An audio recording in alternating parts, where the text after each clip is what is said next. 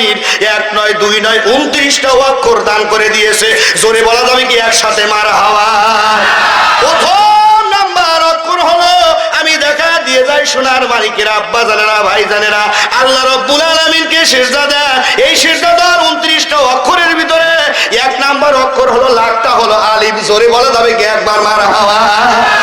এই লাখটা হলো আলিফ। এই আলিফ দিয়ে সিজদা দেওয়ার কারণে জীবনে একটা বার যদি কেউ সিজদা দেয় রে, এই একটা বারের সিজদা দেওয়ার কারণে আল্লাহ রাব্বুল আলামিন ডাক দেন, ও নবী হাবিব গো, আপনার উম্মতেরা যারা দিনের ভিতরে 5 বার নামাজ পড়বে রে, 5 ওয়াক্ত নামাজ পড়ার কারণে আমি আল্লাহ 5 বার মিরাজ করার কারণে আমি আল্লাহ বান্দাবান্দির জীবনের গুনাহগুলো মাফ করে দেব। কান মারহাবা। শয়তান আল্লাহকে বলেছিল, আল্লাহ আমি একটা ভুল করেছিলাম। কয়টা? জোরে কোন কয়টা? একটা ভুল করেছিলাম। একটা ভুল করার কারণে আমাকে লানতের তক্তা দিয়েছিলে। এখন প্রশ্ন হলো আপনাদের কাছে, দিনে রাতে কয় রাকাত ফরজ নামাজ? কাউজে গোবের বসে কয় রাকাত? 17 রাকাত। গাই বান্দা যা কয় কয় রাকাত? কয় 32 রাকাত। কয় রাকাত? 32 রাকাত করলে আমি সব বোনাস করলাম, এরা তো জীবনেও কিন্তু নামাজ পড়ে না। কথা কয় না? ঠিক কিনা? এই জায়গায় সকালবেলা করলাম, রাত করে যাবো লাই কিলে টিলা টিয়া ডুয়া করে লিবের পরে কথা কন। ঠিক কিনা? কারণ এখন অবস্থা ভালো না, হুজুর টুজুর কিছু গুলাই না রে, ও বিকিল কথা কয় না। ঠিক কিনা? কথা কও না কে রে? এ নবীর উম্মতেরা রে, এমনও মানুষ আছে রে, আছে না? ও যে কি শান্তি পাইলে, আমি চাচা কই চাচা এই যে টানা টানো কি শান্তি পাও? কয় বাবুরে 1 গ্লাস 1 পা দুধের কাজ করে। কয় না? কয় পা? 1 পা দুধের কাজ। আমি রাত্রি 2টার সময় মাহফিল শেষ করার পরে সকালবেলা ল্যাপটিনে যা দেখে আগুন ধরছে। কি ধরছে? দরকার কি ধরছে? আমার তোরে ভাই বুঝতেইছে, যখন ল্যাপটিন চাপ দেয় আর কি ভয় থাকে? লাফা উঠে ল্যাপটিনে যা লক্ষ্য করে দেখি রে, আরে ল্যাপটিনের ভিতরে তো মনে হাজাল জ্বলাইছে ভাই। আমি যা কই, এ বাড়িওয়ালা ভাই ল্যাপটিনের ভিতরে আগুন লাগছে। আমি বাড়িওয়ালা মুহে রুমাল ধরে নুমিয়ে যায়। আমি কই কে ঘটনা কি রে? এখন যা ল্যাপটিনের টোকা দেয়, মানে বুঝতেছেন না? কথা কয় না কেন?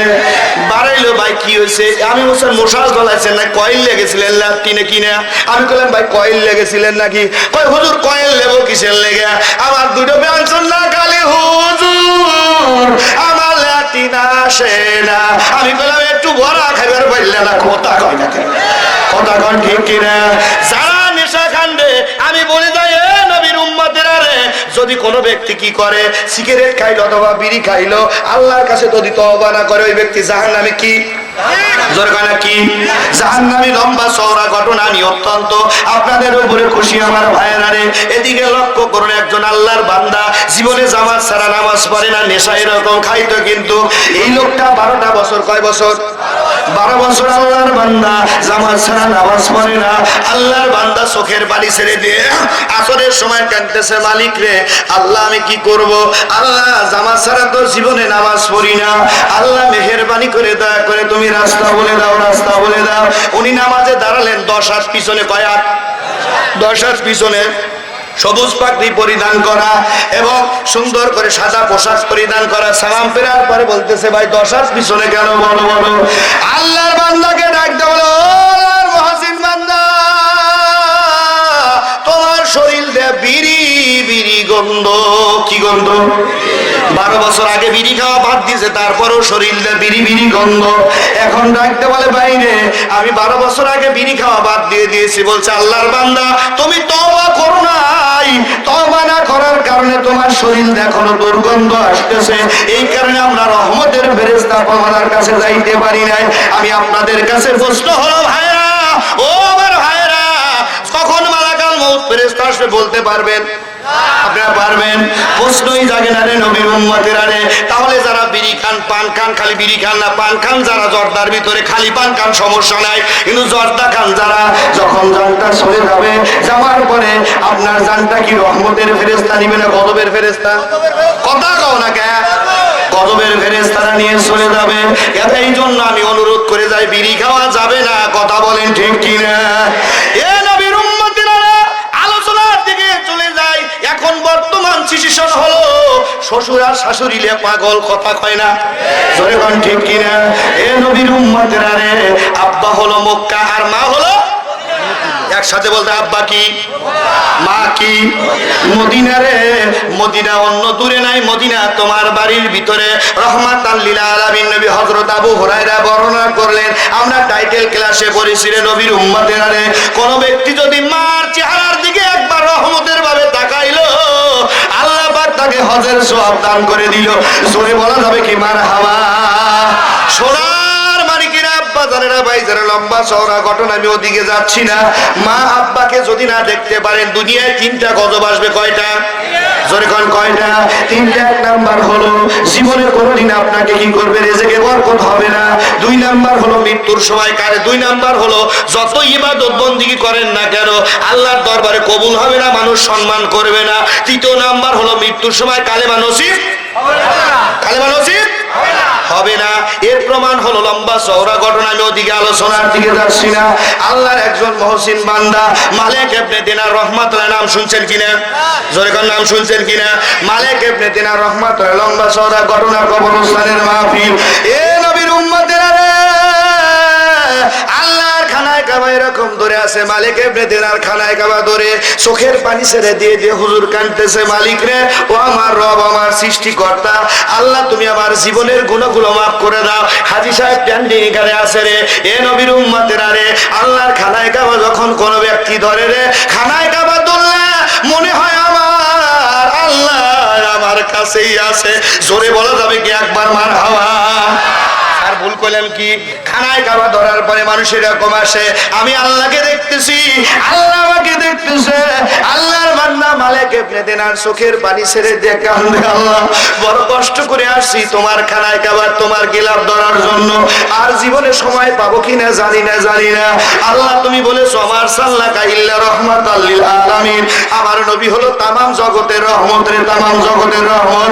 এ সোনার মানিকেরা, আব্বা জানেরা, ভাই জানেরা, আল্লাহর ওলি মালিক ইবনে দিনার রাহমাতুল্লাহ দরুদ পড়ি আল্লাহুম্মা কি কও সাইয়্যিদিনা মাওলানা মুহাম্মদ ওয়া আলা আলি সাইয়্যিদিনা আমার শাফায়াতের কান্ডারি রাসূলুল্লাহ, আমার পুলসুরাতের কান্ডারি রাসূলুল্লাহ, ইয়া মুহাম্মদ মুস্তাফা নবী সাল্লাল্লাহু আলাইহি, ইয়া মুহাম্মদ মুস্তাফা নবী সাল্লাল্লাহু, আমার শাফায়াতের কান্ডারি রাসূলুল্লাহ, আমার পুলসুরাতের কান্ডারি রাসূলুল্লাহ, ইয়া মুহাম্মদ মুস্তাফা নবী সাল্লাল্লাহু আলাইহি, ইয়া মুহাম্মদ মুস্তাফা নবী সাল্লাল্লাহু, আল্লাহুম্মা সাল্লি আলা সাইয়্যিদিনা মাওলানা মুহাম্মদ আলা আলি সাইয়্যিদিনা ফাইয়া আইয়ুহাল হাজিরুন রাহমাকুমুল্লাহ। কি কাবা? খানায় কাবা। কি কাবা? জোরে বলে কি কাবা? খানায় কাবা। লম্বা চওড়া ঘটনা, আমি ওইদিকে আলোচনার দিকে যাচ্ছি না। আল্লাহর খানায় কাবা ধরে যখন আল্লাহর বান্দা চোখের পানি ছেড়ে দিয়ে দিয়ে কান্দে, আল্লাহ রাব্বুল আলামিন ডাকতে বলে, এ বন্ধু, সবার হজ কবুল হয়েছে, একজনের হজ কবুল জোরে কোন কবুল হয় নাই। মালিক ইবনে দিনার মনে বড় ব্যথা রে, বুঝতে পেরেছে হয়তো আমার হজ আল্লাহর দরবারে কবুল হয় নাই, কবুল হয় নাই। আল্লাহর ওলি মালিক ইবনে দিনার চোখের পানি ছেড়ে দিয়ে দিয়ে কান্নাকাটি আরম্ভ করে দিলেন। আল্লাহ রাব্বুল আলামিন ডাক দলে, বন্ধু না না না রে বন্ধু, তোমার হজটা কবুল হয়েছে। হারুন নামে একজন ব্যক্তি আছে, ওই বেঈমানের হজ আমি আল্লাহ রাব্বুল আলামিন 49 বার হজ করেছে, আমি আল্লাহ কবুল করি নাই। এবার ডাকতে বলে, মালিক বলো বলো তার অপরাধটা কি, অপরাধটা কি? আল্লাহ রাব্বুল আলামিন ডাকতে বলে, বন্ধুরে যাও ওই লোকটার কাছে যা জিজ্ঞাসা করে আসো, ওই লোকটার কাছে জিজ্ঞাসা করে আসো ওই লোকটার অপরাধ কি। এবার মালিক ইবনে দিনার বিদায় তওয়াফ করে খানায় কাবা তওয়াফ করে রওনা করলেন। রওনা করার করার পরে সামদেশে যাওয়ার পরে লক্ষ্য করে দেখতেছে সোনার মানিকেরা, ভাজানেরা, ভাইজানেরা, মা বাপ কি এমন অমূল্য রত্ন রে ভাই রে, কোথায় যাও রে কোথায় যাও? প্রত্যেক দিন রাত্রি 1টা 2টা 3টার সময় বাড়িতে যখন ঢুকি, কলিজার টুকরা মা ঘুমায় না, গেটটা খোলার সাথে সাথে মা ডাকতে বলে, সন্তান আসছো নাকি? আমার ভাইরা রে, কার জানি মা এই দায়রামপুর কবরস্থানে ঘুমায় গেছে, জীবনে কোনোদিন আর মা ছেলে বলে ডাকবে না। কথা বলেন ঠিক কিনা? আল্লাহর বান্দা তারা আছে, আল্লাহর বান্দার ডাইন হাত খানা নাই, ডাইন পা খানা নাই, চোখের পানি ছেড়ে দিয়ে কান্দে, আল্লাহ মেহেরবানি করে দয়া করে আমাকে মাফ করে দাও, মাফ করে দাও। এবার মালিকে বেদেনার হাত তুলবে, আল্লাহ ডাকতে বলে, খবরদার খবরদার বন্ধু, ওই বেঈমানের সাথে হাত তোলা যাবে না। জোরে বলা যাবে কি একবার?